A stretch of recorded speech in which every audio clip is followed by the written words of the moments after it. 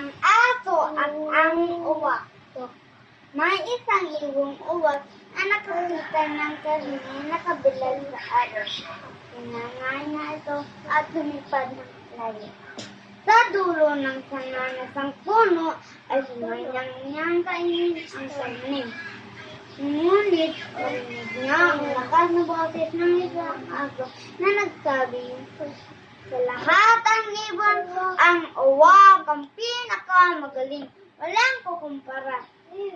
Tuwa ang uwak at binuksan ng bibig pero malakas. Ha ha ha ha ha.